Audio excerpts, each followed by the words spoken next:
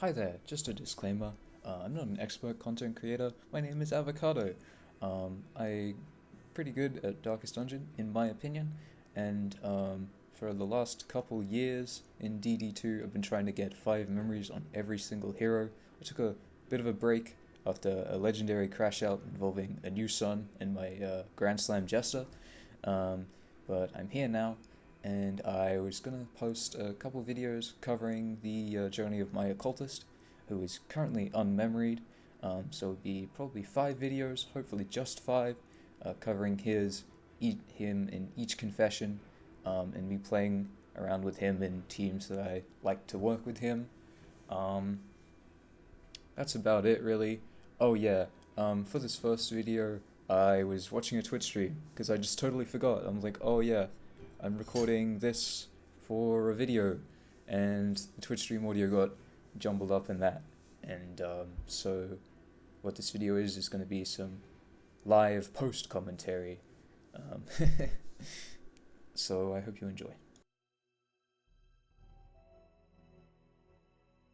Alright, and so with past me getting that all out of the way, um, welcome to the video. I'm here to tell you what I was thinking, what was that madman doing, as well as maybe point out any mistakes that I made. Not that I make any, obviously, because as we all know, the content creator is the objective best at video games. So we go right away and we grab Occultist, unmemoried, the only one who's unmemoried, and we look at his quirks. And On Guard and Anemic are two pretty interesting quirks. On the one hand, I love giving my occultist speed, I love giving my occultist dodge. On the other hand, he can't use that speed if he's dazed, and you can't dodge bleed. But I pretty much look at him and I go, I can fix him in this run. And so that's why we don't bother re-rolling any quirks. And now here we're looking for heroes. I skip over Grave Robber because I'm like, oh, she's already 4 to 5. I'll just take her on a 5 run. Confession 5 and ignore that. I skip over Vestal, which is a actual misplay. You know, if we want to be efficient, then I should have taken her so she can get her denial memory. But I kind of missed that because I wasn't wearing my glasses, so that's too unfortunate. I end up picking up my Hellion, because my Hellion has Bloody Flux, and I figure if I don't fix that, I'm never going to fix that. So maybe a goal of this run is that I'm fixing my heroes. So now I'm looking at Man-at-Arms, and I see he has Fragile. He's got 5 memories, I don't really care. So I slap him on, and I'm like, alright, all 3 of you, I'm going to clear your quirks, I'm going to purge your diseases, and it's going to be great. And so I'm looking for a hero that works well with those 3, and I land on Jester. Jester does really well. He's flexible in the back ranks. He can stress heal, although we have Man-at-Arms. So we take him. And for our paths, we're looking at Ritualist, we're looking at Warlock, and we're thinking, not Aspirant, because, you know, that's melee. We want to be upfront if we're in melee. And so we go with Warlock. So we're looking at a damage-focused, ranged occultist here, and we put on the skills that are appropriate for it. You know, Artillery, Demon's Pull, Burning Stars, Chaotic Offering, and the Gamba. Here I'm looking at my Jester's quirks. I'm like, damn, he's actually pretty cracked. And then here, this is funny, because I haven't played with my Man-at-Arms in over a year, and I get flashbanged by the Sergeant change and all how his skills have been reworked. And I'm like, what?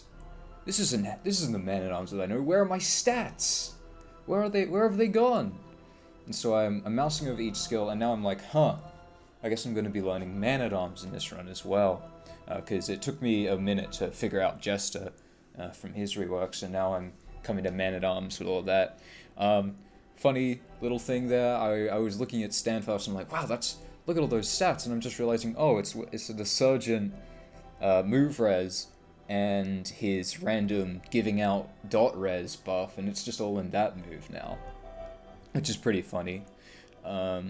Highly amusing in my opinion. Courageous Abandon, I'm looking at the skill and I'm like, wow, it's I mean, it punches hard, probably.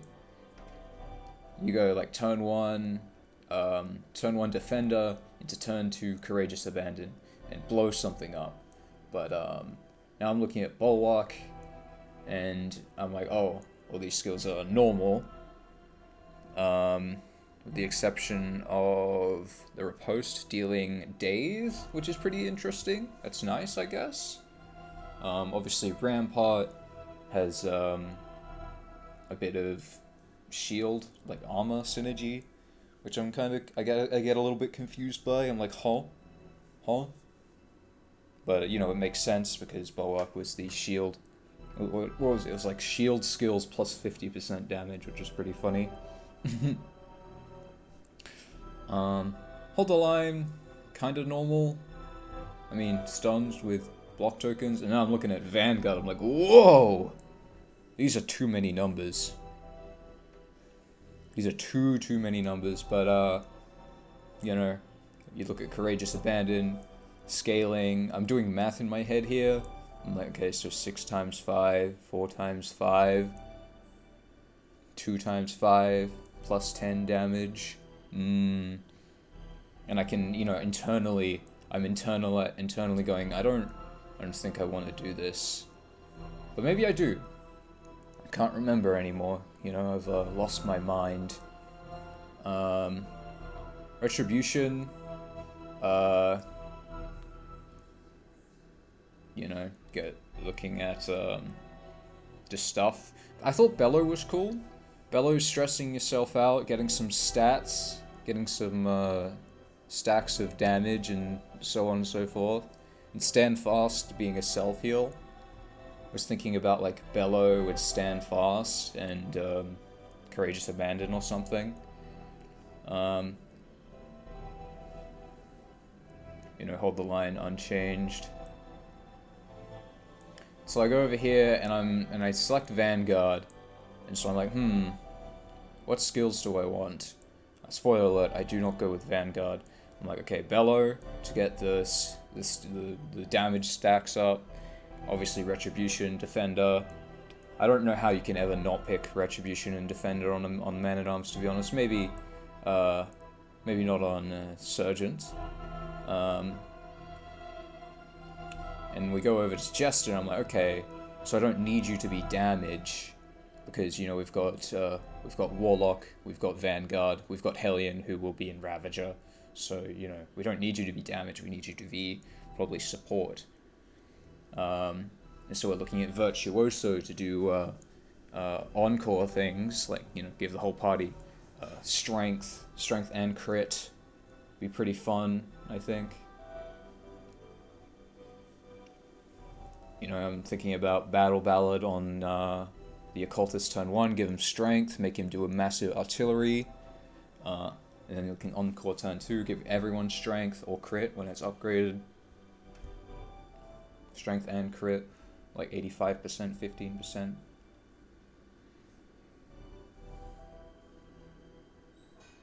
Go back to Occultist, I'm like, yep, he's fine. And then we go to Man-at-Arms, and I'm like, I don't want it. And Sergeant was always my favorite Man-at-Arms path when he was still, you know, just giving stats and stuff. 50 move res is so hard to pass up on. I like it a lot. I like Poet for the same reason on Leper. 50 move, 50 stun res is quite a lot. Just spam Intimidate and have a good time. And the chop damage on Leper being absolutely neutered in Poet is just like, it's like whatever, you know. It still hits for what, 5 to 9? It's good enough. So now I'm looking at like Bulwark stuff, and I'm just like, I don't think it's gonna work out. You know, we've got Rampart, we've got Crush, and Bolster, Retribution, like a very normal Bulwark loadout, I'd say. I'm not really sure. And so I'm shifting to Soloist now. Because I'm like, maybe I want to do Soloist things, because I really enjoy Soloist. It's my favorite Jester path. I actually did my Grand Slam with it when it had like all the the bleed penetration and stuff. I had a bleed team, but I'm like, how does Encore work in Soloist again? It only works on these? I don't care. Reading the numbers again. Took me some getting used to with the Man-at-Arms and New Jester. I already kind of know how my way around New Jester. You know, he's got a memory there, so I've played at least one run with him. But you know, aside from that, I wasn't super 100%. I was thinking about like Fade to Black, being able to shove him back, like, you know, you'd solo forward and then you'd Fade to Black, keep all your damage. But we ended up going for Harvest, Fade to Black, Inspiring Tune, Finale, and Solo. Solo, Finale, just two great skills. Can't go wrong with them. Just hit someone in the face really, really hard on turn 2 most of the time. And over here, we go Ravager. We're like, we don't need Raucous Revelry, we have Man-at-Arms and Jester. So we're putting on Bloodless? No, that's Adrenaline Rush. Iron Swan, Toe to Toe, Wicked Hack, Howling End, very normal Ravager setup. I wouldn't make not much comment. I don't make a lot of use of Iron Swan on this run because she's a lot slower than Jester, and Jester is hitting solo a lot, which causes, you know, kind of this tension between the two.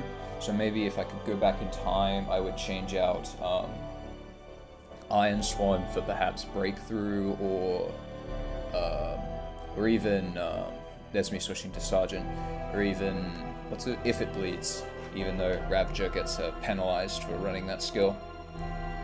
So here I'm looking at Sergeant, I'm like, okay, maybe if I'm running Soloist and Ravager, Man-at-Arms can be the dedicated support, and so now I'm looking at like Bellow and Bellow Plus, giving out Strength, giving out Crit. Strength and Crit, I like saying those words. What do they mean? They mean a lot of damage, 50% and times 1.5, respectively. I'm just going through each skill. I look at Bellow for a moment. I think, you know, Bellow has some synergy. You know, if Jester gets blinded in the front, you can Bellow away the blind, and then that's nice. I'm kind of looking at Bellow versus Command. Command seems pretty good. I'd imagine there's some funny things you can do with Command. But then I realize Abyssal Artillery combos, Jester combos with Razor's Edge, or whatever it's called. Don't really need it. Retribution is fun. I mean, just giving your damage dealer's strength is just so much fun. You can't go wrong with it. Crush giving that heal, also not working in rank 1 is kind of interesting. I was like, oh, so he can crush out of 4, and, you know, heals all his allies, which is, so, you know, you could like do a Sergeant Banneret team. That sounds really interesting, honestly. I don't know if we'll get it though, since both Man-at-Arms and Crusader have 5 memories on this file, so unlikely that I'll run them together unless I'm, you know, running two heroes that don't have a lock, and then I'm looking at 2 5 memory skills.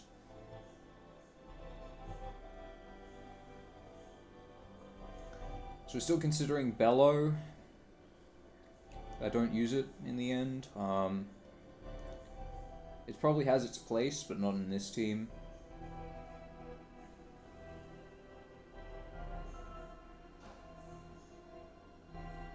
Over here, just double checking Jester. I'm still a little bit confused. I'm like, okay, if Jester's soloing and then finaloing, what do I want him to do in the meantime? You know, he'll daze himself. Do I want Encore? Do I want something that's not Harvest? But, you know, in the end, I decide it's all good. I decide the Hellion skills are good, and we embark.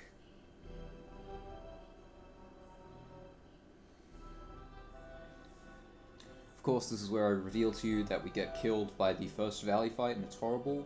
It's also where I reveal to you that I rolled on the gacha machine and forgot about it, so I just delete those really fast. And then we go driving.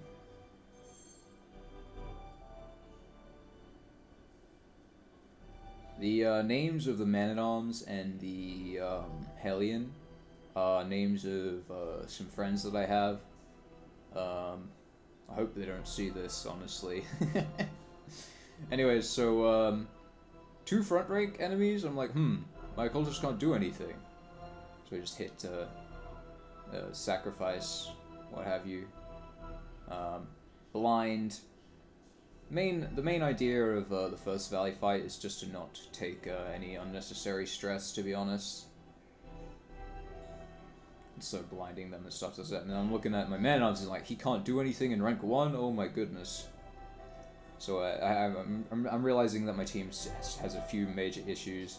Then we blow up the last guy with the Burning Stars. Very fun move. Sacrifice Burning Stars, explode someone, repeat.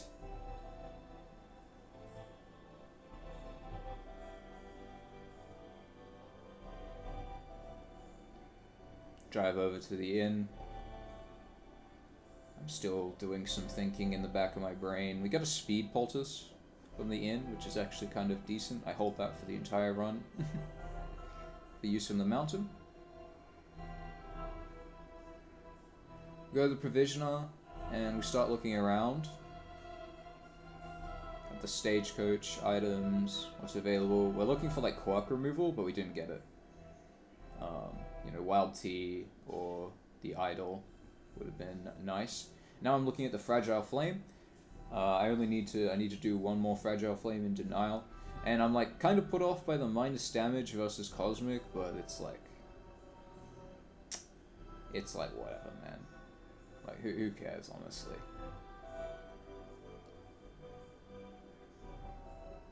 Raven's Reach. I like Raven's Reach. We have a warlock in the team. He likes to deal damage. Looking at food barrels, I'm like, will I get that much food? And I'm looking at leaf suspension. So it's basically rabbit versus slime right now, and we pick slime. So I'm a big fan of slime, honestly. It gets you a lot of items when you run over stuff on the road. We bolt it all on. Name our slime Slimbo. Affix the flame. Accidentally try and put it in the trophy slot because, of course, now we go to mastery. Here I'm, you know, obviously you want to master bolster.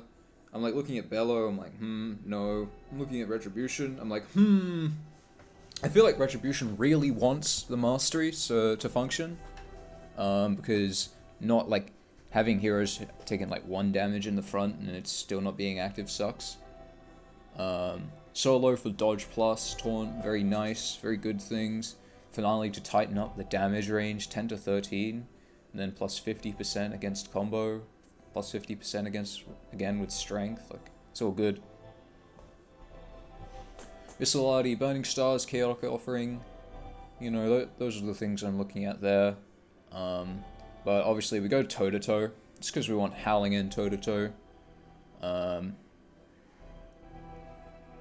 think I end up upgrading Retribution and Bolster. Because, you know, I'm like, Retribution needs it, and Bolster is just really good to upgrade. There you go. On Justicide, we upgrade Solo, and we upgrade Finale, I believe. Yes, very good. Put on Raven's Reach. We look at the health, and I'm like, maybe the health isn't so great. And now over here, I'm like, okay, we get academics, and then I see Blood Run, minus 100% field hospitals. Nope. So I'm instantly going to the Stroll, because obviously the idea is I want to fix some of these heroes. You know, we want to get rid of Fragile, we want to get rid of Bloody Flux, we want to get rid of Anemic, because these are all very bad. So I'm looking at the health of my heroes, 39, 29, 25, 43, with minus 10%. I'm like, huh. Ravager, HP buff. So I do end up buying food, I think. Not 100%. I think I consider all my options. I buy 3 food. I think 1 for Man-at-Arms, 1 for Jester, 1 for Occultist. Alien doesn't need it. Put the glimmers on occultist.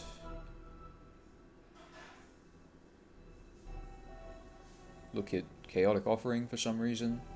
Look at on guard. And we hit the road. Obviously no relationships.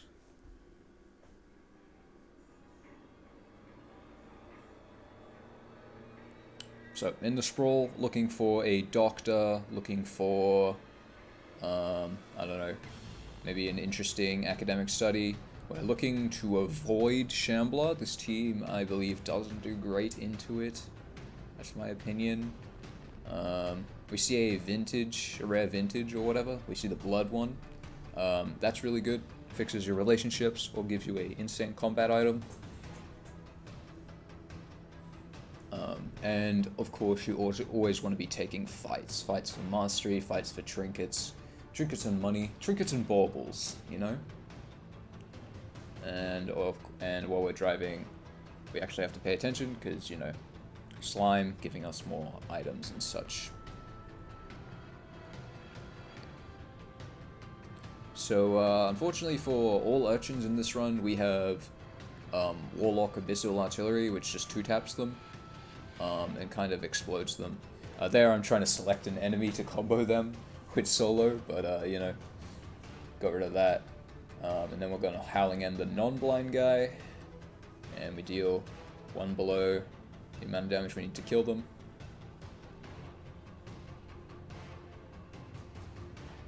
I'm like, bully the child. And then we crit that guy for 13. I'm like, wow, that's a lot of damage. And then we get hit through dodge plus, crit through dodge plus even, and I'm like, this sucks. That's terrible, I hate it.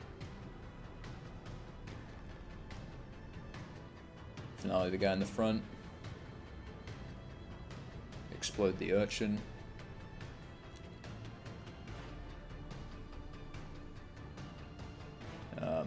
You know, Man-at-Arms can't do anything in the front. We will solve this issue soon, but for now I'm like, can't do anything. And we killed this last guy. Very normal, very easy road fight. Nothing much to say there. Get a little bit of cash. Now I'm trying to fix my Man-at-Arms. I'm like, okay, I can't attack in 1. So I want to get out of 1. And what do we do for that? We take Strategic Withdrawal, which is actually a really great pick. Congrats to me for finding that one. Because it combos, and we love to use combo in this team. So you can Strategic Withdrawal out of 2, put the Hellion in, back into, combo someone for the Jester, and Jester just nukes them with Finale.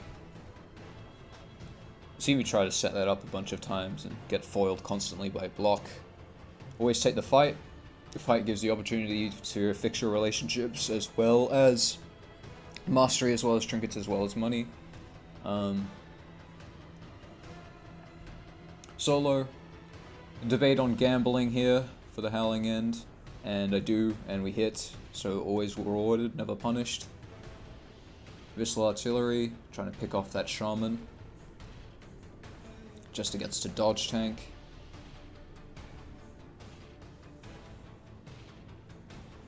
Unfortunately, Man-at-Arms is very slow. Advanced Lunge would have been bad, but I think they can only use it from rank 4 and 5, so it's fine. Just Strategic Withdrawal to them to death. Just to resist the blind, very important. Cultist stays in himself for the Anemic, and we just nuke that guy, get him out. From here we just kind of hit stuff. That guy got comboed from Abyssal Artillery. Smack him. Think about Retribution, then I realized it wouldn't work at all. And I'm like, oh my god, I can't hit this guy. So just waste the turn. Jester gets dazed. Man-arm to go. Think about pressing buttons. Just hit crush. You know, again, can't hit anyone. So you just get a turn. He gets to deal 2 damage. Oh, sorry for the yawn. And Wicked Hack doesn't even kill, so we have to rely on Jester to clean house.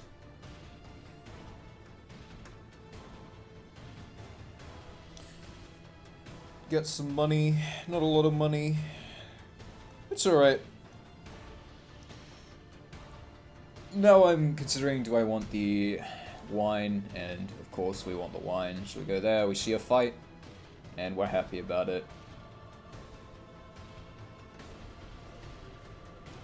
Answer a DM or something.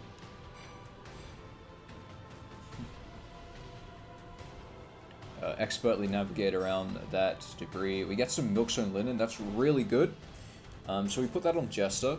The reason we put that on Jester is in case of those blind moves like Eyes Closed, Fiery Haze, going through our dodge, or them exhausting all our dodge.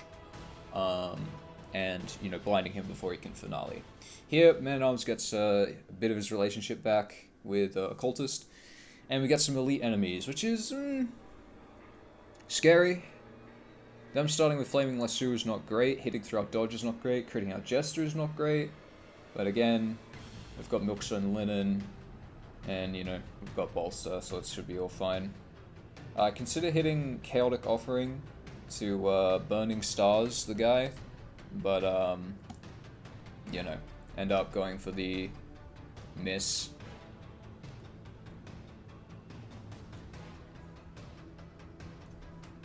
Here I'm contemplating my 2x4 burn dot, and we get to hit Retribution for the first time. So I'm in finale position, kind of want to nuke someone. We got the Milkstone Linen ready to go, so the blind is not an issue. Checking our finale buffs. Hellions kindly taunting to take the Fireflay. Excuse me. Explode that guy with Howling End, because she's locked in front. Milkstone Linen, finale, select that lady, send her to hell. Don't want her around, very annoying. So now the issue is this guy is 2 turns away from a new sun. So we got to start pinging his block. But saved by Warlock just rolling up a unchecked power token. And so we serve him a big old meatball, and he gets sent straight after his mistress. Sorry, not masters, mistress. That guy gets blinded by the flame. It's very convenient. Especially considering that 2 of our heroes are dazed. And so yeah, we're just going to smack him.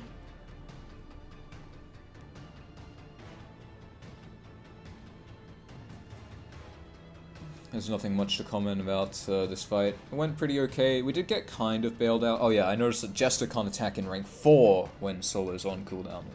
You know, another issue. Got some stall healing in. We did get kind of bailed out with the Sacrificial and Occultist rolling up Burning Stars. But, you know, here's what it is. I acknowledge it, I move on. We're gonna, like, fade to black him and stuff, so it was probably okay. There, Man-at-Arms goes for the BM crit. The guy was dead anyway.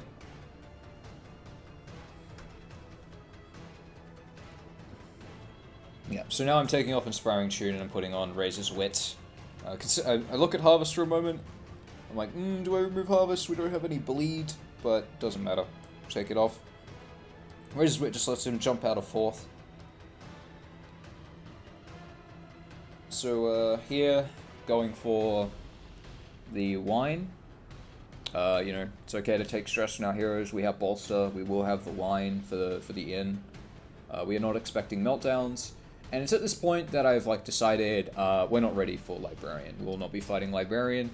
We're even locked out of it, right? Like picking the wine, and I think picking the path before actually locked us out. I look at Hellion being able to heal 5 stress with like Bomb Vivant, and I'm like, I don't care. Give me the wine. Wine heals 12 stress. And now we're coming up on something. Thought Experiment? I think it's Thought Experiment. Throw the combat item on Hellion, doesn't matter. Get some bread. Like, the slime is just such a good pet. Having debuff resistance is such a useful tool in this game. Like, not getting blinded, not getting vulnerable, unless you're doing it to yourself, of course. Barricade fight moment. So we hit Chaotic Offering because barricade fight, and we hate barricade fights. Toe-to-toe to torn up. Get bled from the barricade, because of course we do.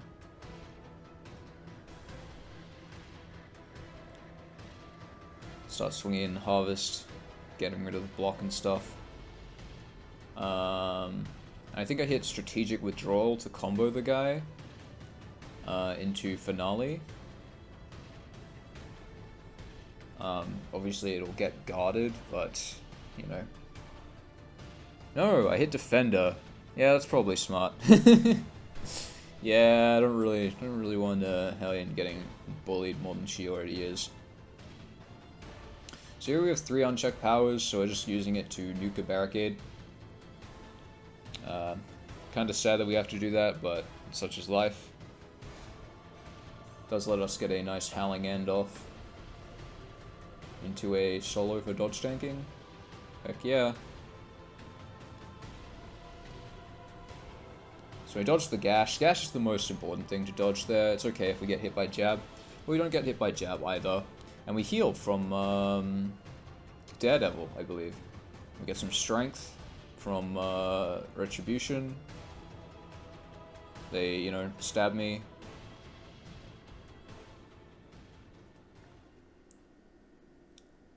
Yeah, hit Crush for 2 down. Do we really hit Crush here? I think Defender a little bit better. Yeah, we defend the Jester. He's going after Mr. McStabby. I'm like, do I really want to use Burning Stars on a 9 health swordsman? Yes. See, we'll get one more thingy there, one more unchecked power. Now we're just using Fade to Black to get through the barricade pretty much. Look at that. Chops through because of strength. Guard once again, getting us value. Do some healing. Probably should hit Glimmers here. Kind of forget they exist though. Finale! 15 damage, decent. Poke him for 2 damage or so. Yep. And don't deal a lot of damage because, you know, winded. But the fight's over. Double daze. Anemic needs to go. Anemic must go. Chop his head off with a wicked hack.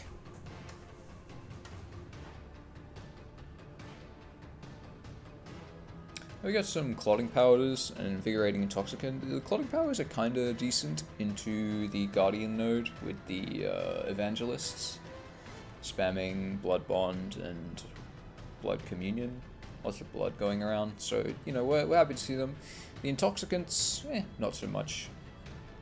So here we offered a trinket, combat items, or a positive quirk and a random quirk, and because our warlock is pretty much a blank slate right now, we're just like, alright, give it to us. We get Mudder. No one cares. Mudder is just whatever. It's a whatever quirk. You don't really want to be on Death's Door anyway.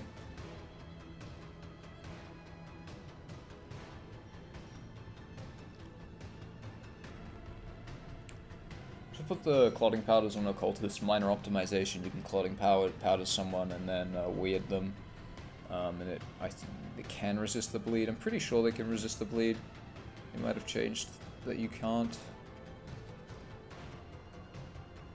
It's alright though. Formations. Now I'm checking who Hellion has the best relationship with, and it's Jester, so we select Jester.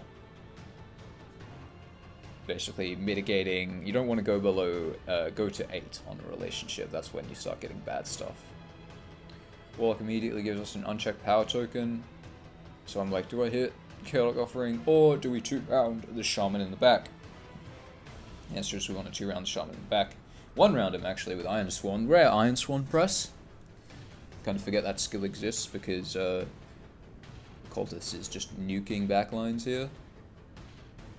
So I'm like, I get strategic withdrawal into Finale. And do I? No, of course not.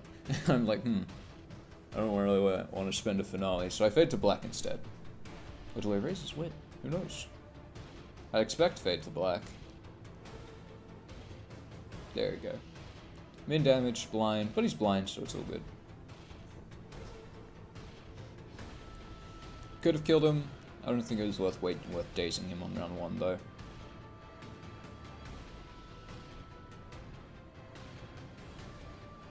Harvester gets the follow-up. So here now we can't do anything, so we just hit Chaotic Offering, because I like sacrificing 15% of my HP for some reason. Now we're Howling End, we're like, who has more health? You have more health. So you die. And Strategic Withdrawal is on cooldown, so you know, it's not a perfect solution, Strategic Withdrawal, but we got a decent amount of value out of it.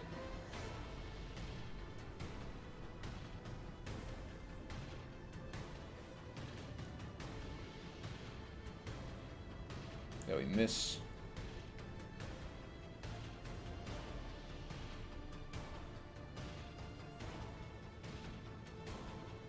Raises it for 7 damage, just ends this guy's life.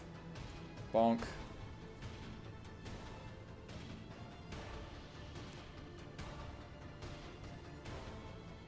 Minor Wolf's Blood. That's definitely a Jester trinket. He doesn't care about having HP, he cares about having speed. And so he gets it. And now we're given the choice between like some trinket from the creature or Time-Worn Volumes, and the reason we pick Time-Worn Volumes is because an option gives us books, and you know what some books are? We can get the Tanglemanac, we can get the Sprawlmanac, the Feodoramac, the Shroudmanac. That is all road gear that we can equip, give ourselves 5% debuff resistance using the slime.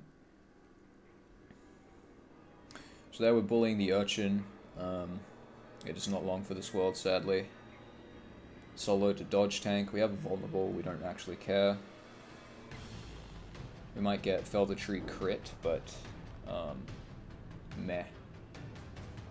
Use our Glimmers, probably hit Retribution. Yep.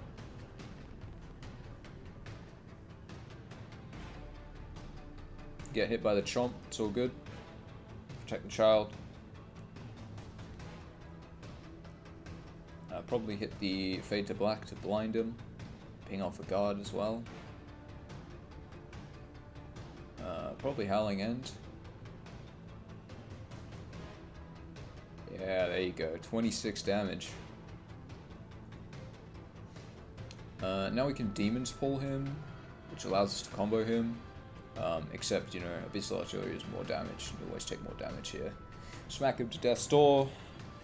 Bleed takes 1 point of his armor off, and then he dies to the next. Fell the Tree going through our dodge. That could have been bad if it rolled for more damage, and then, you know, Jester got two tapped. I would have been a little bit upset. Like, just a little bit.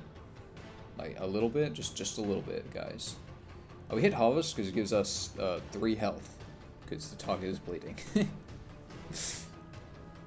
3 more health from Weird Construction. Cultist is helping, guys. Toe-to-toe to taunt, so that Jester can't get smacked. And then we guard him, just in case the game forgets that I have taunt somehow.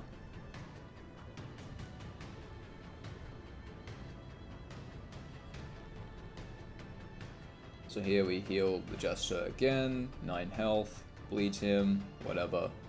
Finale for an extra like 20% health or something because of the Harvest buff. And then we smack him to death. So there we were just, that was just a bunch of like tiny micro optimizations to get our Jester up. It sucks about the bleed.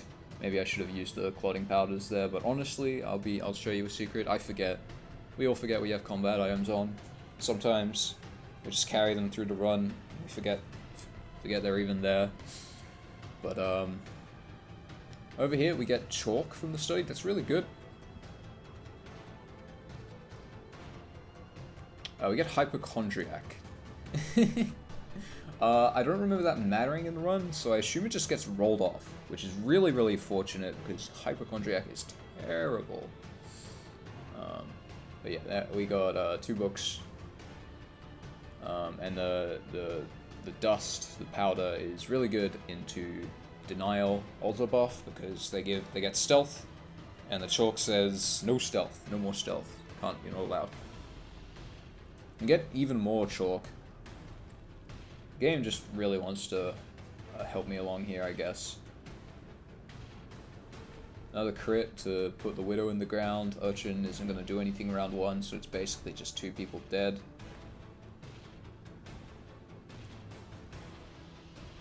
Howling End are going to death? Maybe? Once again, rolling 1 below their max HP. We just execute them with Crush. Song of Shadows, no one asked. Chomp once again hits through Dodge Plus. I'm getting annoyed now, but you know, I'm telling you that. Probably Fade to Black, so they're blind, into strategic withdrawal, something like that. Urchin goes bye-bye. Toe-to-toe taunt.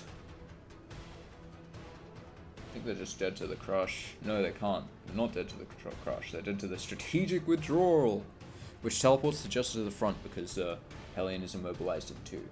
Pretty good tech. If it mattered. There we're putting the debuff thingy on Jester, because if he's getting hit by a stun move, he's getting stunned anyway. Who are we kidding? So the extra debuff resistance, you know, to stop blinds, to stop weak. Not any, you know, just want to make sure that that finale is as strong as possible. Get some bread. Should probably chuck out all the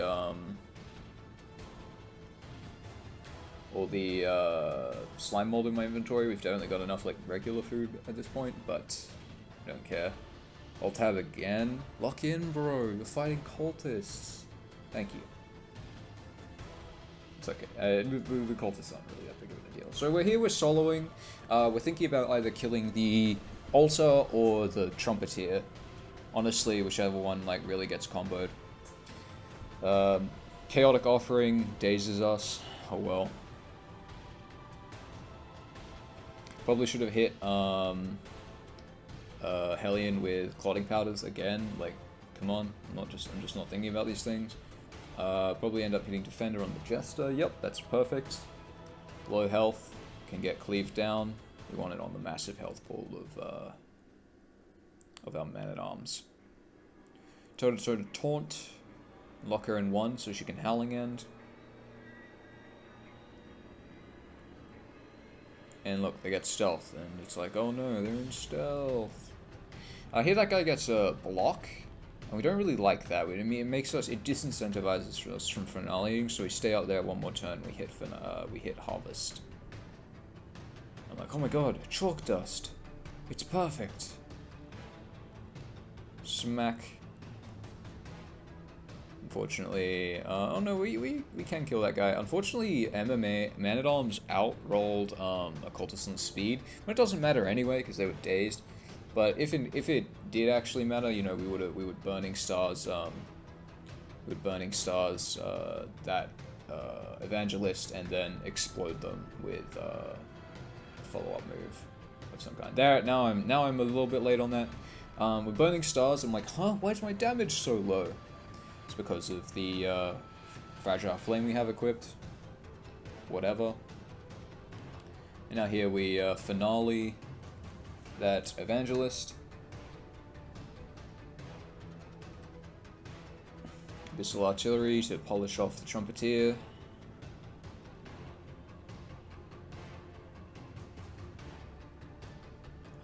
Hellion Adrenaline Rushes, I believe. Wicked Hacks for the Death Blow, that makes sense as well. kind of lucky that they didn't go for an immediate another attack, but I guess we had the clotting powders, so she probably wasn't getting bled again. We just defended her. Better safe than sorry. Now we have the Burning Stars again, sending it on to the Evangelist to set a combo for probably Wicked Head.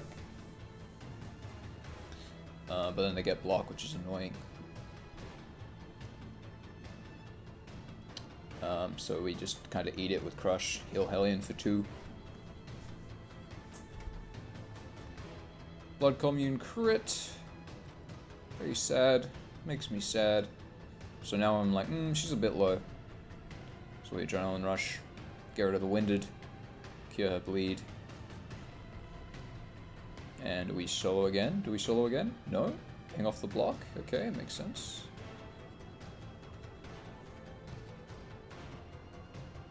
Ping off the block into solo? I mean... Sure, whatever. Alright, failed to kill the altar. Whatever will I do? Here, I'm like, I could toe-to-toe. Heal a little bit. Gets blocked from the altar. I'm very sad. Give strength to my Jester that's about to finale. Nocturne Commune. No one likes this move. No one likes to watch our enemies get crit. Then the altar gets stealth, and I'm like, huh. Okay. Not really sure why I didn't Fade to Black to blind the crit token, but there we Chalk Dust, and we heal 6 because Chalk Dust is an attack, apparently. We will use this tech later more intentionally. Hit Burning Offering, Chaotic Offering. Burning Offering? I'm thinking Burning Stars. Hit Chaotic Offering because I like sacrificing my HP. And then also resist the debuff. So thank you Slime. Hellion gets crit again. Hellion's a little bit stressed. It's all good. Now we blind them. Like, definitely misplay on my part there. Burning Stars sets them to 0 HP, and then Hellion just executes them in the face. Executes them in the face even. Indeed. Then we get the Stun Res Dark Impulse, which is decent. We can throw it on Occultist, so we can resist his anemic dazes more often. Dead Ringer we just give to Hellion? Eh. If it works, it works, you know. I don't think we see any Dead Ringer value ever, so it doesn't particularly matter. Dead Ringer is a little bit better on Man-at-Arms, I'd say. Especially if you're using Rampart, because you can 15% chance to daze them, and then Rampart dazes them, and you get the double daze stun. But, you know, we're not using Rampart. There I see 1 million quirks, I'm like, okay. Villager Fearing, Necrophobic, fine. We get Bloodthirsty on our Occultist. This is very, very good. That means he is hitting like a truck, maybe the truck. Yeah, and Hypochondriac definitely got rolled off by Necrophobic, which is very lucky. Very, very lucky. So put our books on. That's a 10% debuff resistance right there. I'm like, should I repair? There's nothing in there that I'm actually interested in, so could have bought the griddle maybe, but no, we want to repair our truck. Naked and Afraid, we don't care. We got 5 mastery and in 1 because this is denial, so we just don't care. Mastery, we're fine. Wait, more mastery is good, but I'd say for net like this team doesn't need any more. Now we're kind of considering it's like, okay, we have enough food to feed everyone. You know, they still have all their terrible quirks and diseases. But we Wild Tea Fragile away, which is pretty good. I'm like, maybe I should go over an anemic, but Fragile is kind of worse in my opinion. Like, we can tolerate the issues with anemic. Fragile is just straight up minus stats. No real way to anticipate it or play around it.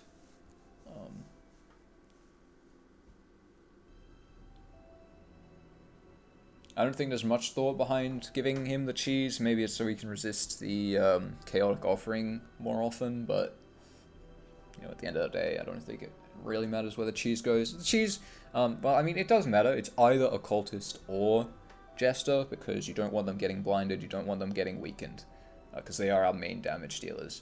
Hellion, to an extent, yes, she's swinging for those ginormous howling ends. But she and Men-at-Arms are really more there to tank, there to be durable, there to take hits and support the team. Like Hellion, yes, she's dealing massive damage, but we care more about occultist damage because it's back rank damage. Back rank damage is, of course, better than front rank damage. And Jester's damage, which is pretty much all of them. He hits every rank with Finale. And we love to Finale around here. There I'm looking at Crush Mastery, and we don't actually want to master Crush in this team. It's kind of weird, but him locking himself in 2 is really bad for, like, Hellion. Because then that means Hellion gets teleported to rank 3 when Jester moves forward, and it also means that when she Howling ends and Jester's in rank 1, Jester is teleported to rank 3, and then Jester cannot Finale. So it's actually a weird... we don't want to upgrade. We don't want to Mastery Crush in this team. Here we're fixing relationships. I'm sure you're already aware, but just in case you don't, you want your relationships to get to 14. 14 is where you start getting positive relationships. Anything in the middle, you can generate a negative relationship, and at 8 and lower, you will always generate a negative relationship if you generate a relationship. You can see the stats if you inspect your heroes. The percent chance for a specific relationship, positive or negative. There we're like, okay, Jester's at 11, Jester's at 11 with Hellion, so we'll give them the Songbook of Amorous Ballads. Hopefully you get a +3, get to 14, and then we can have an epic Jester x Hellion romance or something. So there I'm like, okay, whatever, we'll buy playing cards. They can't go that horribly wrong, and they kind of... they go pretty horribly wrong. They take away a 14, which is pretty unfortunate. But I love gambling. We see a critical pip, so crit pips, sometimes you get a relationship item and it gives double its affinity bonus. It'll give +2 instead of +1, +4 instead of +2, +6 instead of +3. You love to see those. That's just a crit pip. I'm not sure the percentage chance of that occurring. If I had to guess, it would probably be 5%. But maybe it occurs a bit more often than that, so, feel free to look it up. I'm not really sure. It's something that happens. Sometimes you expect to play for it. Like, sometimes you play for it expecting a critical pip. Like, okay, so I have 2 characters at 16 relationship. I have the wine, which gives +4. It doesn't really need to go anywhere else, so maybe I give them the wine and you get a crit pip for +4 affinity, and they go to 20 relationship, which is just really nice. We look at the Tanglemanac briefly. We're like, oh my goodness, we get book value. I'm a big fan of the books around here. Speed and damage is just really hard to pass up, and you get some stress res on the top of that. Over here, we get respectful, decent rolls, but we get amorous on between occultist and jester. I believe it was like, I wasn't paying attention, but we get another Discord DM, that's for sure. But Amorous, I can't remember what skills it affected, but it gave us the heal on both of them, and that's really good. So with Amorous, you could either get a dot cure or a heal, 10% heal, and you pretty much always prefer the heal, especially if it's on your spammable damage move, like if you get Amorous heal on Crusader's Smite, and he's swinging for damage, and he's also healing his teammate at the same time. It's just beautiful. You love to see it. So here I am thinking about killing the general. We don't need to, notably in Act 1, you do not need to kill a lair boss to gain a trophy to gain access to the mountain. That is not necessary, but it's something that, I feel like I want to do, I'm just like, I want to kill this general. I'm not a fan of him. I think we have the damage to outpace him definitely. It's region 3, we've got a bunch of mastered skills. The team is functioning very smoothly at this point. And so I'm like, I'm gonna kill this guy. I'm gonna send him straight to hell, or wherever they came from. You know, get some relationship hips. Oh yeah, so we got the double crit. We got Amorous 10% heal on Abyssal Artillery, which is just phenomenal. It's absolutely brilliant. That just means every time we're hitting that button, Jess is healing for 10% plus 3 health every single time. You just can't be angry about it. The Chomp actually misses this time. Beautiful. And then Chester sends him to hell. Boom. Goodbye.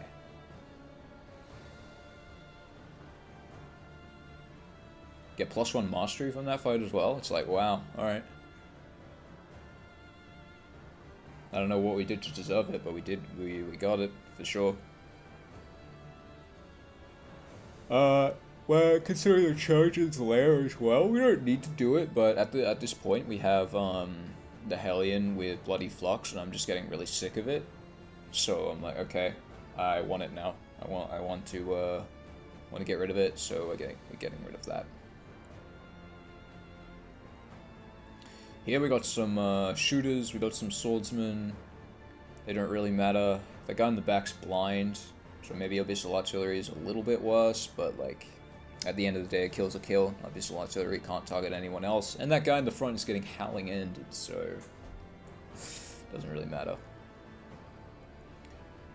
Here I'm like, okay, I want a finale, but all these guys have block.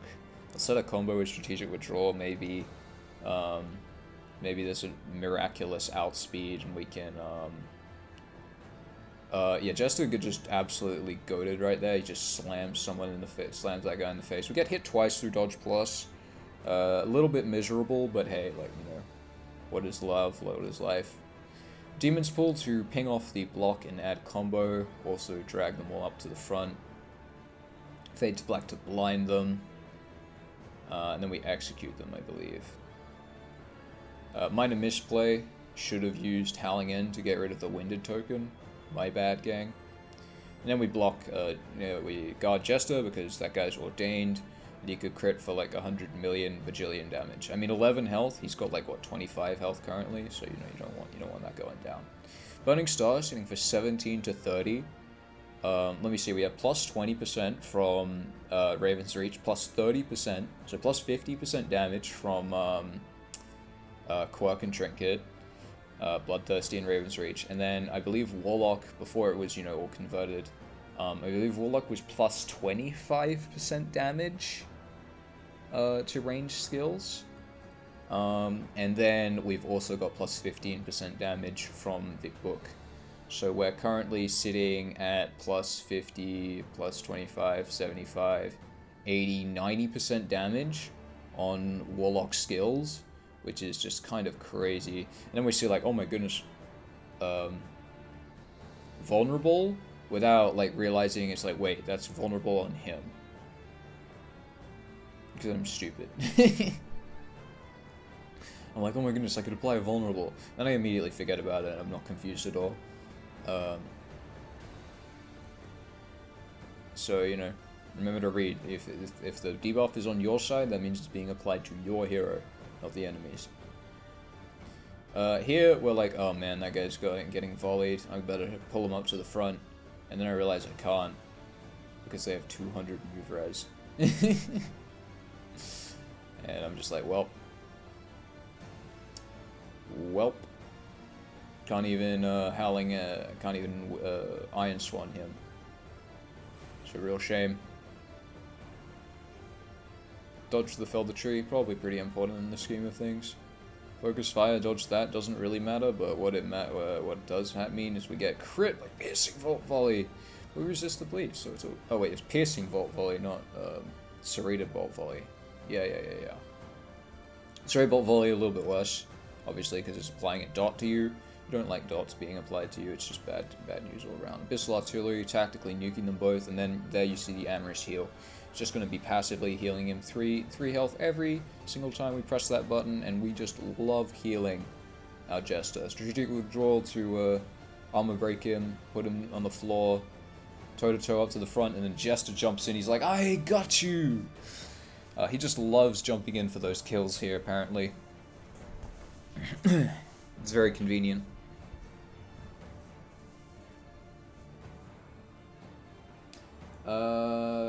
Now here, looking ahead, we want to go to the Churgeon. It's already, like, it's festering like seeds in the back of my mind that I want to go to the Churgeon to cure the Hellion, which is fine, and so we go that way.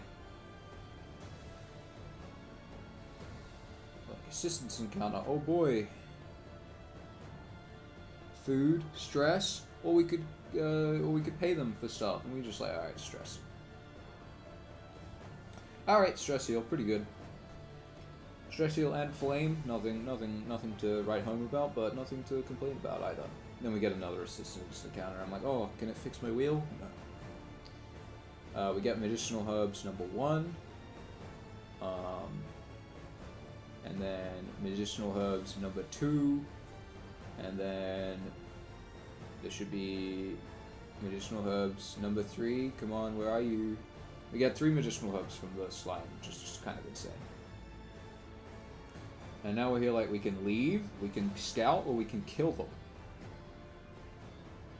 And I'm like, can we afford it? We've got the flame, so we do it. We kill them. And we get some decent stuff out of it. I mean, the trinket organizer would be better later. We really like the chalk for reasons that I will explain when we get to when it's necessary to explain it.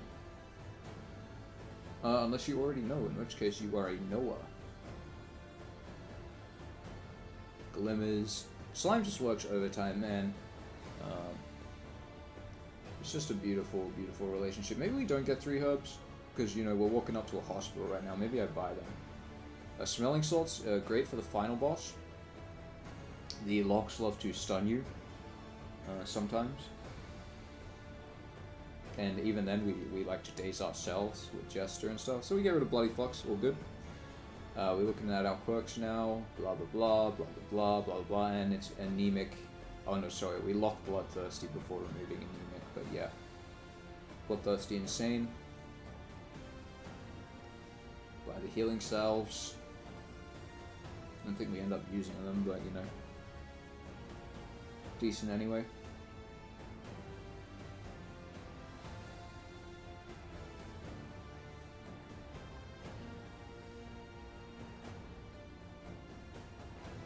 Cloning powders, it's fine.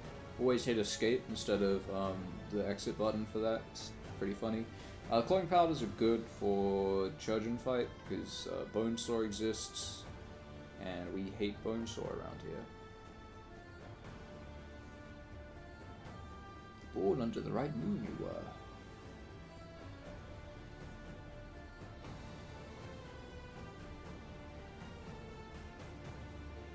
Nothing much to commentate during the driving sections. It's just life, you know. Sorry about that, I was adjusting my mic. We'd like to fight, so we check the relationships. Apparently he's incredibly friendly with Hellion, so works out. And we get Ghouled in the Patience. This is actually a pretty scary entering fight. These guys can crit for lots of damage, bleed us, howl, disease us, do all sorts of things. But it's fine, because watch this, howling and crits! It didn't crit, just a max roll. Kills that guy immediately. Get our glimmers, get our flame up. Strategic withdrawal, apply a combo. He howls. We get diseased. The Warriors. Warriors is fine, we don't really care. Dodge Sterile Morsel, pretty important. That thing can hit like a truck. Harvest to ping off the block again. Then I'm like, Demon's Pull. Drag him to the front. Here's this. Doesn't matter. Toto Taunt. Rend. Gets a block. Applies a bleed. Smack that guy to death. Now here I'm like, I'll blind you, but he resists. So then I use the combo on Wicked Hack. Missile Artillery. And now I choose not to kill him, because this is a wave fight. So killing him would immediately spawn the next enemies, and they'd all get their turns, and we'd all get our turns, so it sucks. So we stall for a bit, and here's the punish. Leprosy! Oh boy! And I'm like, oh man. So we're using this to set up a bit. Hit raises wit, kills that guy, and then it spawns everyone, and we get 3 turns to act without them getting to act back. So we apply the clotting powders to Hellion, forgetting the fact that she's guarded. It's fine, so we hit Chaotic Offering, it sends us 2 ranks forward. Kind of annoying, but hey, whatever. We start chopping into the patients. If any, so the this man, what's his name? The Chirurgeon likes to buff his friends. Gonna Retribution, apply strength, there you go. Loves to buff his friends. The patients, so that's the zombie guys with the leeches, they get crit tokens and steal positive tokens on crit when they get buffed. The lady getting 33% stun piercing and debuff piercing is a lot less worse than that, so we're kind of focusing on the patients. The lady existing is fine. Big burning stars, by the way. Humongous. Bonesaw, ouchie. Dodge the desperate grab. Bolster to give him block and reduce his stress.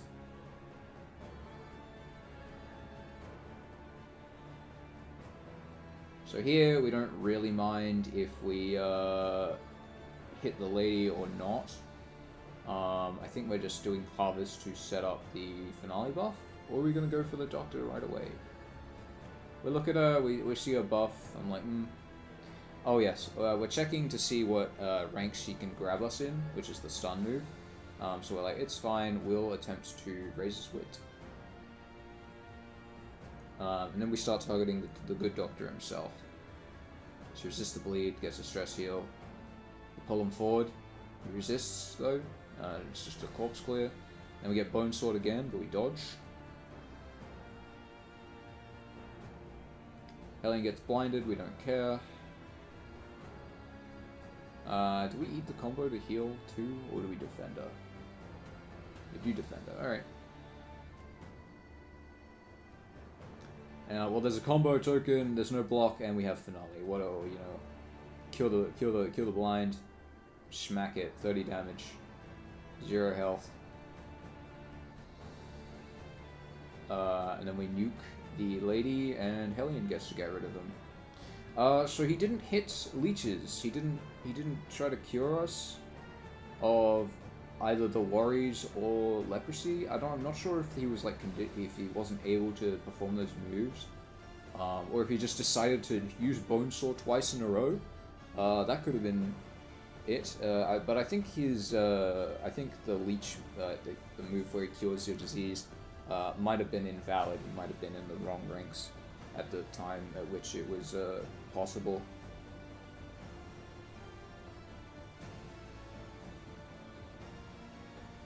So here I'm looking at Spike's Skullcap. I'm thinking, wow, this is so mid.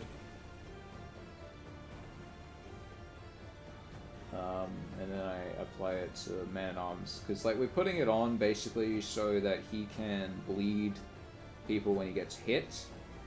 And also maybe if he crits, he can roll off leprosy into something else. I'm pretty sure that's how it works in this game. Then we get some Crow's Feet, some Pyrotechnic Dazzlers. Pyrotechnic Dazzler's pretty good. Crow's Feet, even better. And there we get Oil. Oil is great. It is fantastic. This is like, there's the third stack of medicinal herbs, by the way. I knew we got 3, I just apparently forgot where we got the third stack from. So now we're considering our combat item selection for the Dreaming General. And there's a reason that we select some specific items. So Crow's Feet, on Jester. No, wait, we're like, nah. We'll go for Chalk on Man-at-Arms. We actually take the linseed oil and off, and we give take the crow's feet off, and we give it to the linseed oil to Jester. And we can't move because we're overladen, so we're like, all right, get rid of these trinkets, get rid of this stagecoach stuff. We don't need it. Trinket organizer. This is the second region. We didn't put it on, so you know. Go to the lair. Did I have Trinket Organizer in my inventory when we were like in between the Sprawl and the Tangle? Did I really do that? I mark a misplay if so. Leprosy immediately blinding us, of course. Wouldn't have it any other way. Remembering I have Iron Swan, maybe we should kill the guys in the back perhaps. Mineral, that guy's on 1 health now. Absolute tragedy.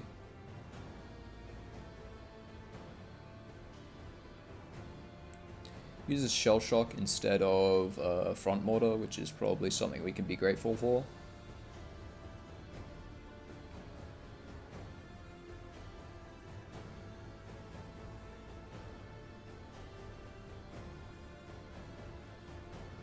Man-at-Arms, strategic withdrawals, perhaps set a combo on someone. Leprosy also immediately blinding us again. It's a 10% chance, by the way. Its main downside is -4 speed, which is mitigatable. We don't really care. This artillery to kill that one guy. Consumes our unchecked power because it's upgraded. Whoopsie, my bad, gang. Just kill a guy. Holding Howling End for the next turn. Bolster, take down the stress.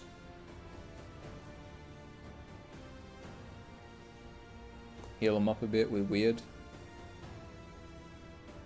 And now we're Howling. Bonk. Didn't kill him. We're dazed.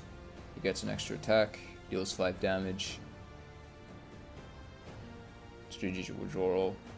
Gets him.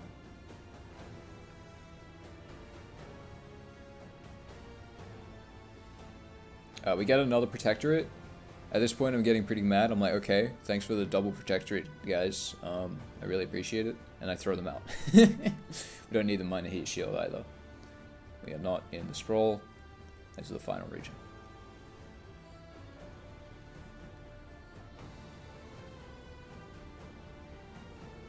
And we find ourselves going into the General's Keep. There's an Arbalest in the back. Couple soldiers and a gaunt. Not really something that we're too worried about. Missile artillery crits, obviously. No, it just rolls for 15. Obliterate this random ass zombie. He thinks he's one of them. Now we have 2 dodge pluses, which equals 2 atrophic cut misses. Just kidding. 1 hits, deals 11 damage. Now here we're strategic withdrawing. Combos the guy, pings off a block.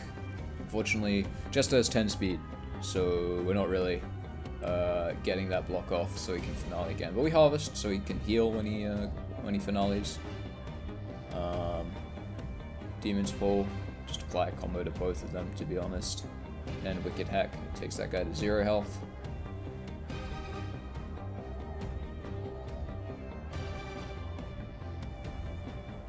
Weakens them.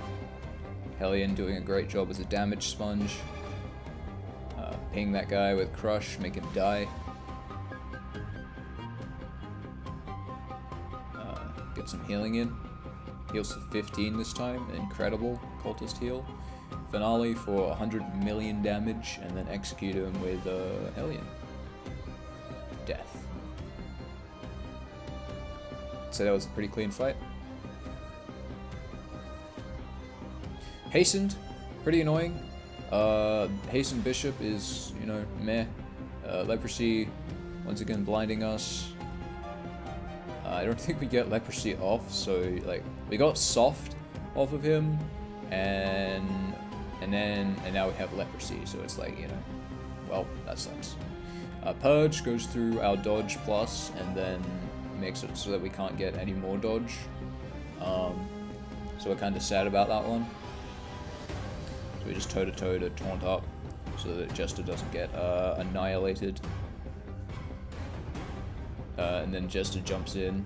I've decided you don't get to die. Terrible voice. He probably has like a more maniacal voice, but you know, hit Retribution, get some strength up. If we could, we would, you know, obliterate the drummer with a finale, but order defensive formation is a thing. So we're just gonna swing with Harvest. And then Abyssal Artillery takes care of the Bishop. They say focus fire on my Jester. I say that's cringe. So we smack one guy to 0 HP so that he's weakened.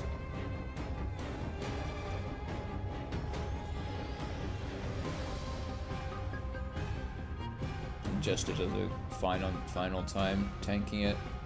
We miss the crush to kill. It's fine, whatever. I literally don't even care. Like, ask me if I care. We're like, finale to heal 20% and take that guard off. Here we Adrenaline Rush, get our HP up. Demon's Pull kills just randomly. We would have, you know, we'd clear the corpses and then we can crush him, but it's fine.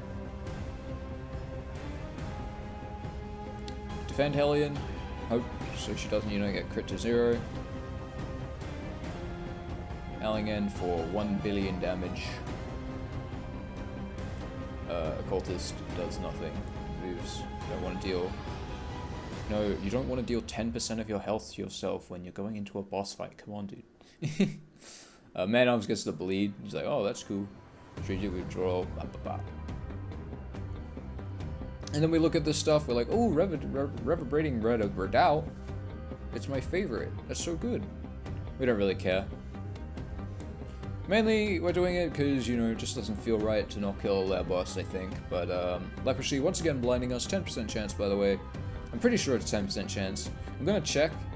And then, if it's not 10% chance, you can laugh at me. So, the reason why we took linseed oil into the Dreaming General. Now, the Dreaming General has a boss mechanic that root that enemy at the back. It's invulnerable to all damage. And the vines creep down from the ceiling. They reduce your speed once they get to 3 stacks of like vines. It like takes your hero turn, and then you deal stress, and it's terrible. So there's creeping growth. So the way you fix that is you hit it, and items that hit enemies counts for that purpose. So that's why we've got burning. So that's why it gives us the freedom to burning stars him, deal lots of 100 million damage. And linseed oil being an item that stacks to 4, and also is an attack. Why are we not finaling here? Hello? Are you crazy? All right, whatever. Maybe pass. I mean, blinding him's pretty good. So it stacks to 4. That means that's 4 turns of smacking the root for free, letting you do other things with your actual action. And then... Come on, man. Are we going to strategic withdrawal? And he teleports to the front? Oh, yeah. Okay, great. So it's just free turns. It's basically free economy. Linseed oil is insane into this fight. Couldn't recommend it enough. Here we don't want to eat the combo off and steal it from Jester, because now he wants to finale and he crits, so fantastic use. He has, and so the second, like, part of this fight, I guess, the second idea is once that thing gets to 3 stacks, which it gets stacked by, I didn't need to use the combat item there, by the way, because Abyssal Artillery clears the back to ranks. It gets to 3 stacks, and then it does that. It does the Waking Dead, which is a big swing, crits for 30 damage, has a 4-point bleed attached to it. So Jester dodged, that was the plan. He might have gotten hit and crit, and then dropped to 0 health with a bleed, which is fine, because he's dazed, so he will immediately tick and die. And then Man-at-Arms had the block plus, so you could tank it very efficiently.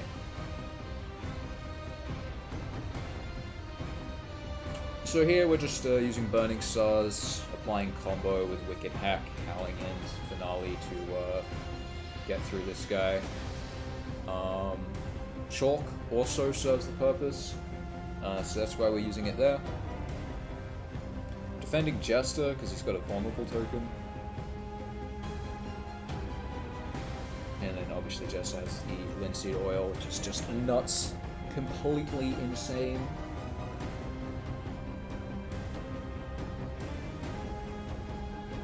Soil Stars, so underneath Hellion and Man-at-Arms. Jester's going to Finale back to rank 3, and then Man-at-Arms will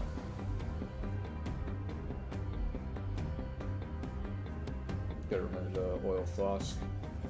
Fading to black to blind him for the big attack, I think that works, but anyways, and this is me remembering, oh, Abyssal Isolate cleaves the backline, that's cool. It also crits for 1,000,000 damage. And Amorous value, all that.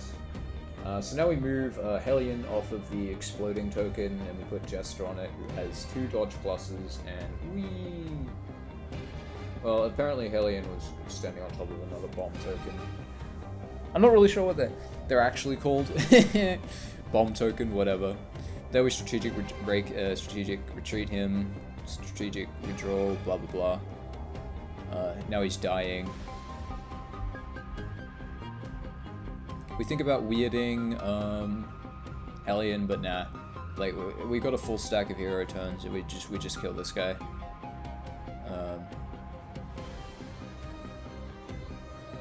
I'm not really, I use the Oil Flask because it feels right. Not out of any necessity. Soil Stirs. So here I'm like, I could Adrenaline Rush to heal, but I can't remember strategic, if the strategic withdrawal is off cooldown. Could use a salve on myself, that's a thing I consider, but I just take the kill. We have a other way to heal our Hellion up to full, which I'm already thinking about. We got all our rewards, our trinkets, our baubles, our Discord DMs. With great victory comes excuse me again. With great victory comes Discord DMs apparently. Here I'm trying to like figure out what I even want. What I even want on my characters, and I'm just looking at these trinkets like they don't matter. They don't matter, man. What's the ideal like trinkets? Maybe a sharpness charm on the Jester, greater sharpness, plus 20% damage on this Finale. Maybe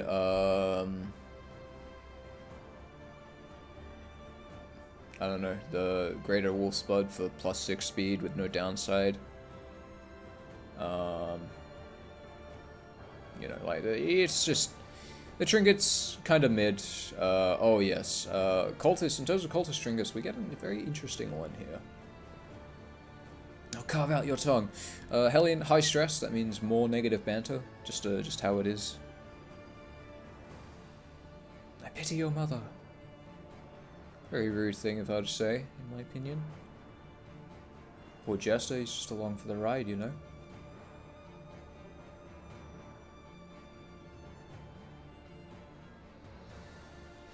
Alright, so here we've got Deacon. Deacon exists. He's a guy that exists. So here we Adrenaline Rush. We heal her up, we get the on attack heal 20%. And now we've just discussed how combat items are considered attacks for the purposes of the Dreaming General's Taproot, which is what I believe it's called. Hit through dodge plus, by the way. Bonk. Weight of the world. And just bolster her, or we defend her. That makes sense actually. She gets a stealth token from Clandestine Kate. We obliterate the altar. we obliterate, we pause for a second. I'm like, wait, should I do this? Should I obliterate the baby because of reason? It's fine. Crit 38 on the baby. And here we just throw crow's feet. And so each of those, that's 3 attacks. And we heal for 1,000,000 health because of Adrenaline Rush. And we're forced to pass. Good guard, by the way. Holy. She would have melted down there. But it's all good. Get another clandestine cape crop. Yeah, anyways. Chaotic Offering. Just because we want to do it. You know. It's very funny, pressing, like mousing over the crow's feet and seeing plus 33 health healed. But, you know. Whatever. So we strategic withdrawal, we missed because we have leprosy. Sucks to suck. Go fade to black. And he resists because reasons. Burning Stars! Min damage.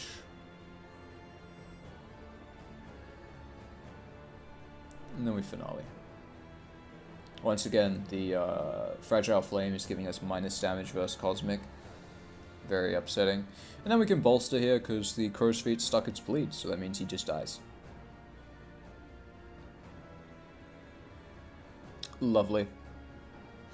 And then we get Sickening Silence. Which is, you know, nice.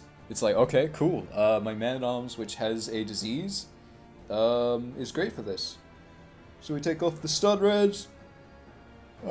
Stun Res, Dark Impulse. Give the Hail Draught to Occultist for a moment. And then he gets, yeah, deals Blight and stuff. Very fun. Fortunately, that means Reverberating Red Out, which is a very good trinket. Is not gonna get used, but, you know, such is life, I guess. We're trying to, like, think about insulating Insignia here. And we put it on the Hellion, mainly because, you know, Jester is, like, soloing in front of her, so she, like, might give him block and stuff. And the on-miss combo doesn't matter that much. It's better than Dead Ringers, which I believe we have seen proc 0 times in this run. Anyways. So in terms of the diseases, the Worries, meh. Don't really care. In terms of, like, it's not a bad disease. Minus 50% stress res, like, you're not expecting to resist stress anyway. So it's fine. I'm like, oh my gosh, did it roll off my, my Bloodthirsty? It didn't. It rolled off my, On Guard, which is arguably pretty bad. In fact, it is pretty bad. That's minus 2 dodge at the start of every fight. Like, come on, man. But it sucks, you gotta make choices. In this case, we chose 30% more damage, which is, you know, a lot of damage.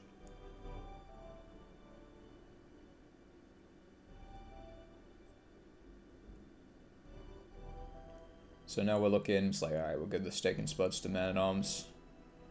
HP, sack him.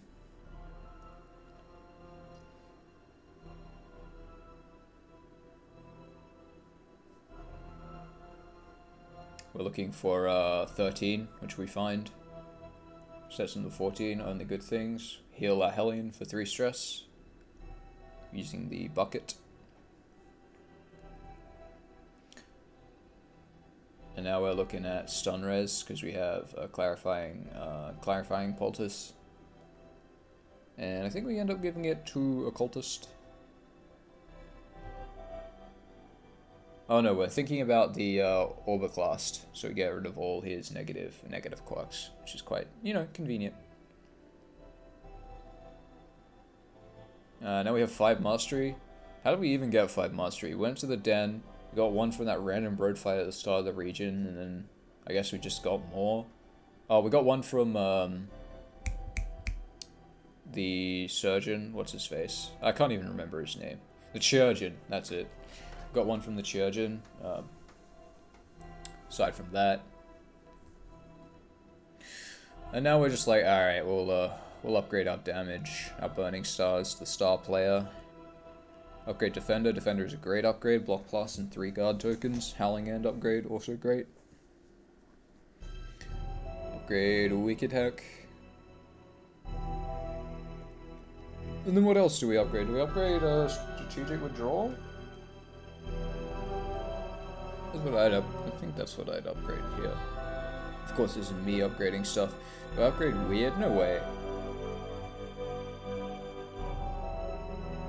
We up. Oh, no, we don't. I'm on the edge of my seat.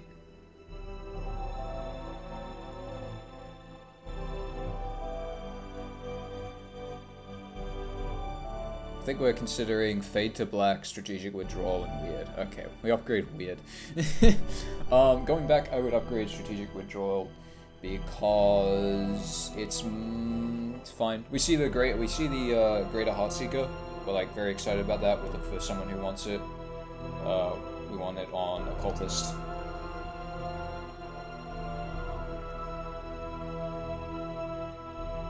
The Nightmare, the General's trophy, giving us minus 75% trinket prices, which is pretty good. Add the cleansing sensor, to which there is the indelible version of the cleansing sensor, another one which just has all upsides. Plus 20% debuff resistance, plus 50% disease res.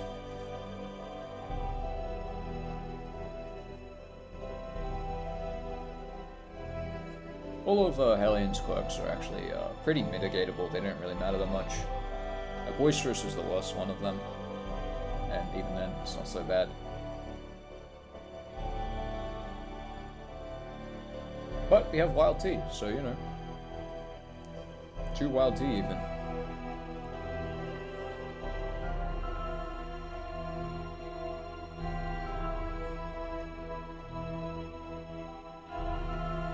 Give everyone plus 4 speed. I hear that's pretty good. And we have 3 speed poultices as well.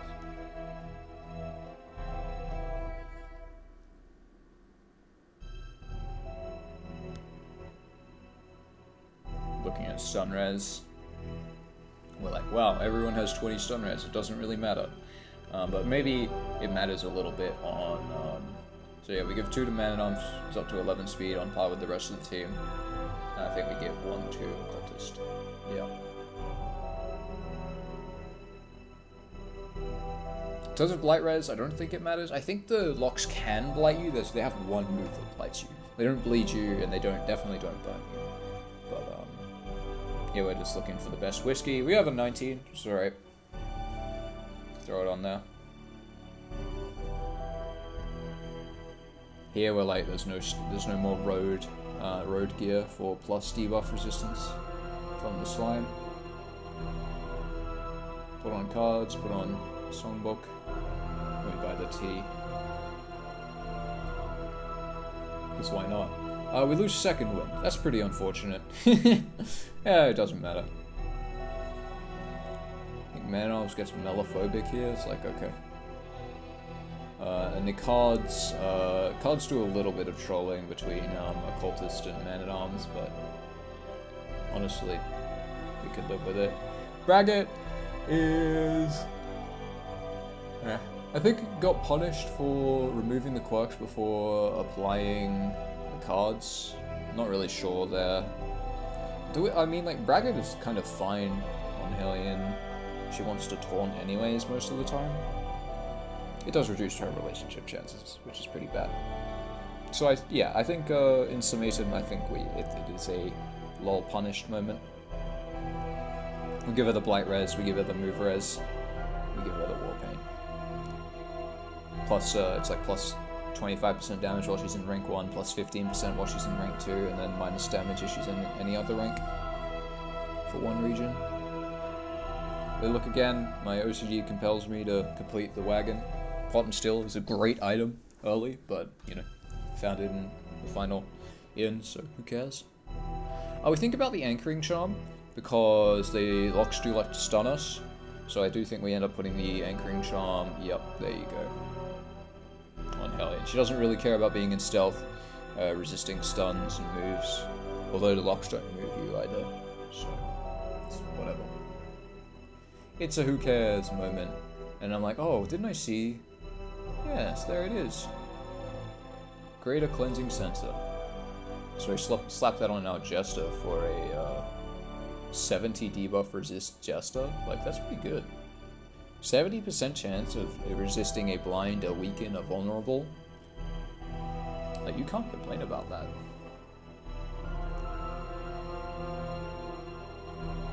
He doesn't need more than +2 speed, that's why I didn't buy the... I think getting +1 more speed in exchange for 5% less health is a bad trade, so that's why we didn't buy the second tier of the Wolf's, the speed trinket. And we go! Lots of relationships, do they end up mattering? A little bit. So, one thing I will note is I don't notice this at the time, and if you heard the audio, like, of me, like, I didn't speak for most of this run, but I especially didn't speak here, but we got 4 respectfuls in a row, and so, something interesting is a lot of them give dodge, like, almost all of them give dodge plus, which is insane, which is crazy. That's like the main reason why we're fans of Respectful is because it can potentially give you infinite dodge plus from spamming an attack move, which is really good because combining your offense with a 75% chance to mitigate an enemy's attack. There I'm getting rid of the exclamation marks because I hate them. But like if you combine your offense with a 75% chance to resist your enemy's offense, so your offense is your defense and it's also really good defense, like that's really good. And so at some point during the Lux fight, we will see that everyone has at least one dodge plus token, which is just kind of funny.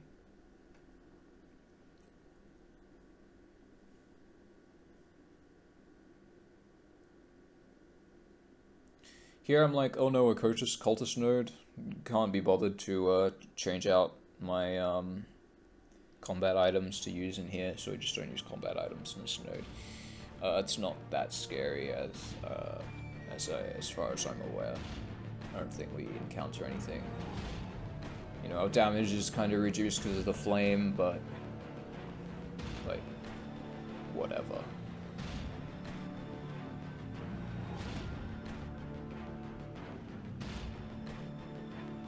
Solo, you know how it goes. So the main things, keep in mind in this fight is if you want to stop these guys from getting 2 worship tokens and then applying them both to the Deacon, who will then hit you with Exaltation, which is just a big, like, deals like 5 stress, lots of damage to a single guy. Leprosy blinds us again, stupid ass. Is it round start blind, or is it round start blind 10%? I really want to... I need to go back and check.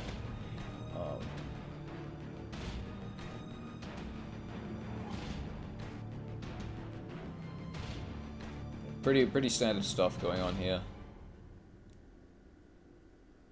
Respectful miss because he's blind. Braggett gave her a taunt, which is actually really good. Like, I'm not unhappy about the Braggett at all. Like, it's bad, but it's not that bad. Like, it's tolerable, basically. Would I remove it if I had the chance? Like, absolutely for free? Probably yes, but while it's here, we don't care. We do use the bandages. I guess the bandages was a cultist fight pick, so good on me. So that Evangelist dies to the Sickening Silence Blight, which is just lovely. It's perfect. Couldn't have it any other way. Sundering Steel deals like 5 damage because of the block plus. And this Deacon is tragically not long for the world.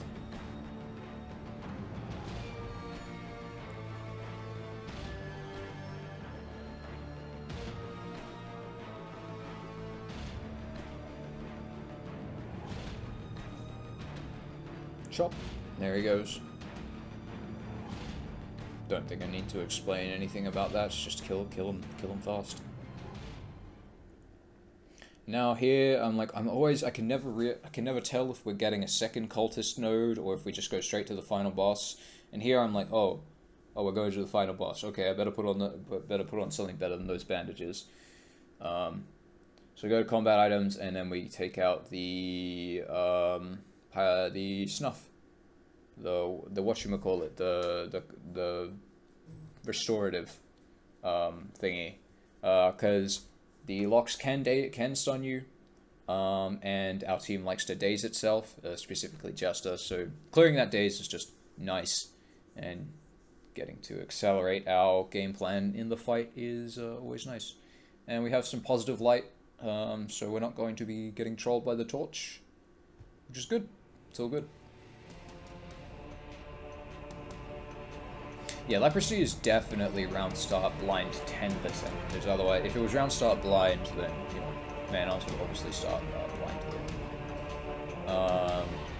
So I am right to be mauling about all that blind from the leprosy earlier. There we are resisting the chaotic offering debuff because of slime and having lots of rogue gear. And here we are being melee locked. So the order, I was saying to myself in this fight, it's very important to know what your lock kill order is. It's for me, for this team, it is melee lock, ranged lock, heal lock, and then stress lock. That is pretty standard. I don't think there are many teams that would deviate from this. Perhaps a team that was a bit more front-loaded on ranged damage, so like maybe a cultist, sharp shot, like warlock, occultist, sharp shot, orphan runaway, and then like some melee tank in the front. Like those guys have a lot of range skills, so they would probably want to go for the ranged lock first. But typically you want to go for the lock that's interfering with your team the most, and so obviously that is the melee lock, and we are going to bully the life out of this man. Defend the Jester so he doesn't get crit, because he's a fragile little boy without any dodge. Crippling Dow can stun? I'm pretty sure it can stun.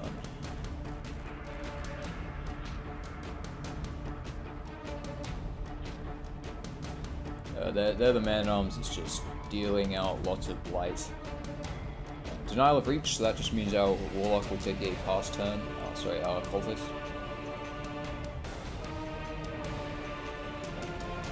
Harvest, get the heal on finale buff.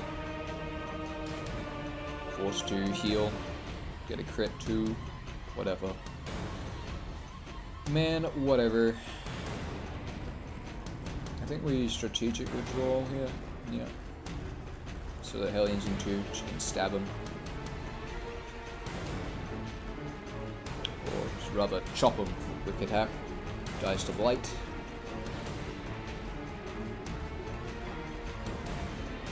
So as each lock dies, it gives all the other locks buffs. So the melee lock gives each other lock 20% damage, the range lock gives them 10% crit, the health block heals them, and I forget what the stress lock does, because I always kill it last.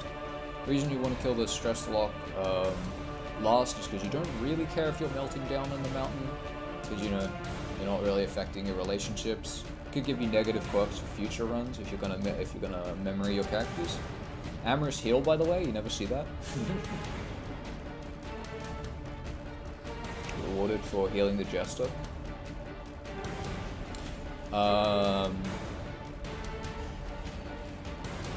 But yeah, you don't want the healing lock to be lost because it just spams no healing, and then if it gets someone down, you can't heal them and they die. You don't want people to die. It's bad. So here we see the rare Hellion with 2 dodge plus, absolutely neoing these locks. They hit her once. That's kind of expected value. Denial of reach, or occultist taking another pass turn. Hit solo for 2 more dodge plus and a taunt. 2 taunts. Howling End for 30 damage, because why not, you know? Healing. Bolster. I think, like, the Hellion, all of her respectful relationships give, like, everyone gives her dodge. It's just so funny. She's got a million bajillion dodge. Cleaned out. Jester is looking a bit worse for wear there, but, you know, whatever. Denial of Reason, we're like, finally we can go. Kind of a little bit sad, because, you know, that means no bolster, but it's like fine. It's like fine. And then we crit finale the healing lock as well, and it's basically all over. Just the smelling salts to get rid of the daze. Defend occultist. Yeah, and so here, I don't think everyone has dodge plus. I may have lied to you, dear viewer. I'm very sorry about that. But everyone has dodge, at the very least. Oh no, there you go. Everyone has dodge plus. The lock is just in absolute shambles. It has no good targets. Just hit Chaotic Offering, because why not? I guess weakened. Very sad. Can finally hit Bolster.